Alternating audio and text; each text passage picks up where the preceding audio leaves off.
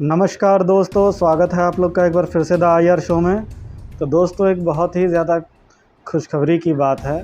भारत के जो prime minister हैं, प्राइम मिनिस्टर नरेंद्र मोदी, वो दुनिया के जो टॉप लीडर्स हैं, ग्लोबल लीडर्स की लिस्ट में वो फिर से टॉप पे बरकरार हैं। जो पब्लिक सर्वे हुआ, उस सर्वे में उन्होंने फिर से टॉप किया है। तो दोस्तों चलिए शुरू करते हैं, क्या है पूरी बात। तो दरअसल दोस्तों, एक मॉर्निंग कंसल्ट करके एक संस्था है जो कि हर 3 से 4 महीने पे ग्लोबल लीडर्स की एक लिस्ट के ऊपर लोगों से सर्वे करवाती है कि किसी एक टॉपिक के ऊपर कि उनकी उस पर्टिकुलर टॉपिक में वो अपने जो लीडर्स हैं उनको क्या रैंक देते हैं। तो इसी के अकॉर्डिंग इन्होंने अपना सर्वे किया था और इस सर्वे में जो रिज़ल्ट आया उसमें ये आया कि मोदी जो है वो 70% के साथ अप्रूवल रेटिंग उनकी 70% है और इसके साथ वो टॉप पे लीड कर रहे हैं। और ये 1 साल से नरेंद्र मोदी लीड कर रहे हैं। हालांकि इनकी अप्रूवल रेटिंग में पिछले साल कमी आई थी जो कि 64% तक चली गई थी, लेकिन फिर ये वापस इन्होंने रिगेन किया है। और इसके अलावा जो विश्व के जो और लीडर्स हैं उनकी डिसअप्रूवल रेटिंग भी इन्होंने दी है और ये 13 लीडर्स के इन्होंने कंपैरेटिव एनालिसिस की है, जिसमें सबसे ज़्यादा जो आप देख रहे हैं कि डिसअप्रूवल है वो सुगा की है, जो कि जापान के प्राइम मिनिस्टर हैं, इमैनुअल मैक्रोन की है, बोल्सोनारो की है, जॉनसन की है, जस्टिन ट्रूडो की है, मॉरिसन की है, बाइडन की है, मर्केल की है। तो आप ये देख सकते हैं। तो अब दोस्तों आप यहाँ पे देख सकते हैं global leader approval rating tracker पे सारे जो भी लीडर्स हैं उनकी हम लोग अपनी एक ट्रैकिंग देख लेते हैं कि उनकी कैसी परफॉर्मेंस रही ओवरऑल। जैसे आप यहाँ जो बाइडन की देख सकते हैं, जो बाइडन की जब आप यहाँ देख रहे हैं तो इनका जो डिसअप्रूवल रेट है वो देखिए बढ़ता चला जा रहा है, जो कि 44% पे पहुँच चुका है। और ये इनका आप देख रहे हैं जो अप्रूवल रेटिंग है वो घटती जा रही है, जो कि घट के 49% पे पहुंच चुकी है। बोल्सोनारो की देखें ब्राज़ील के, तो इनकी भी ज़बरदस्त बढ़ोतरी देखने को मिल रही है, डिसअप्रूवल में 54% पहुंच चुकी है। द्रागी जो है, मारियो द्रागी जो इटली के हैं, इनकी कोविड के ड्यूरेशन में इनकी जो पॉपुलैरिटी है वो अच्छी खासी बढ़ी है और ये आप देख सकते हैं 60 को क्रॉस कर चुकी है, तो एक अच्छी इनके लिए बात है।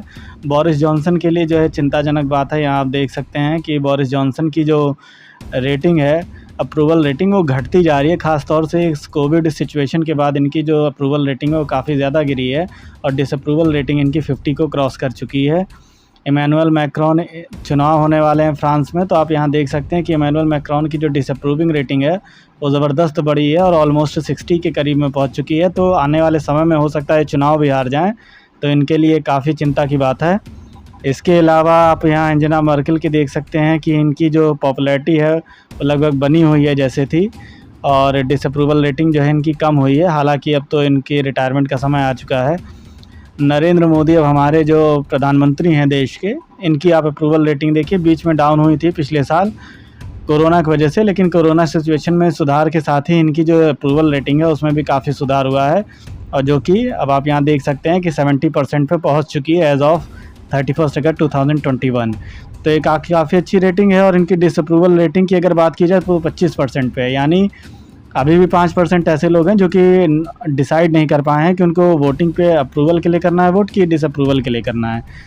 तो ये जो मैंने आपको दिखाया, तो इसको दिखाने का बस एक मकसद यही था कि अब आप ये जान सकें जो विश्व के जो और लीडर्स हैं उनकी क्या सिचुएशन चल रही है। सबकी जो डिसअप्रूवल ऑलमोस्ट आप देखेंगे तो सबकी डिसअप्रूवल रेटिंग जो है वो बढ़ती जा रही है। और सुगा की आप यहाँ देख सकते हैं, सुगा जो जापान के पीएम है, उनकी आप यहाँ देखिए कि डिसअप्रूवल रेटिंग ज़बरदस्त मतलब इनकी बढ़ी है। इनकी डिसअप्रूवल रेटिंग में ज़बरदस्त इजाफा हुआ है, जिसकी वजह से आप लोग को मालूम होगा कि इनको जो है अब ये रिज़ाइन भी करने वाले हैं, क्योंकि जापान में भी पार्लियामेंट्री फॉर्म ऑफ गवर्नमेंट है, यानी कि वहाँ के जो पीएम होते हैं वो पार्लियामेंट के ऊपर पूरी तरीके से डिपेंड करते हैं कि अगर वहाँ पे आपकी मेजॉरिटी नहीं है तो कहीं ना कहीं आप पीएम के पद से जो है आपको इस्तीफ़ा देना ही पड़ता है।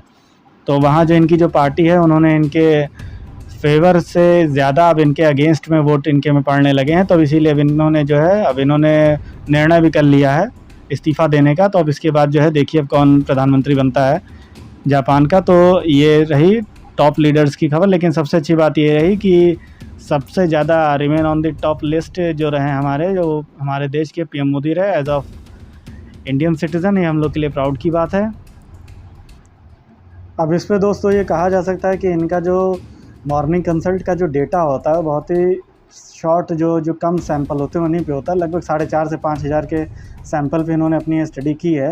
लेकिन दोस्तों ये भले ही सच हो कि इनका जो सैंपल साइज़ हो भले ही छोटा होता है, लेकिन दोस्तों इनके जो क्वेश्चंस होते हैं और जो पीयर रिव्यू जो एनालिसिस होता है वो बहुत ही ज़बरदस्त होता है। और इसमें आप ये समझिए कि एकदम डीप में जाके लोगों के साथ इंटरव्यू किया जाता है और उनसे जो क्वेश्चंस होते हैं वो बहुत ही डीपली पूछे जाते हैं और वो काफ़ी एनालिटिकल क्वेश्चन होते हैं, जिसके बाद लोगों को काफ़ी समझ के जो है उनके आंसर करने रहते हैं।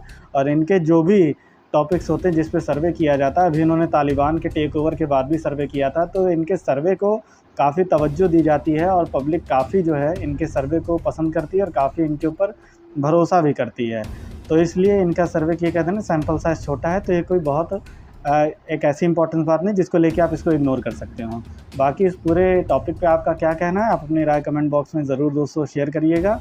बाकी दोस्तों प्लीज़ जिन्होंने सब्सक्राइब ना किया हो प्लीज़ चैनल को सब्सक्राइब करें, ज़्यादा से ज़्यादा दूसरों के साथ शेयर करें, लाइक बटन को ज़रूर दबाएँ और बेल आइकन को प्रेस करें।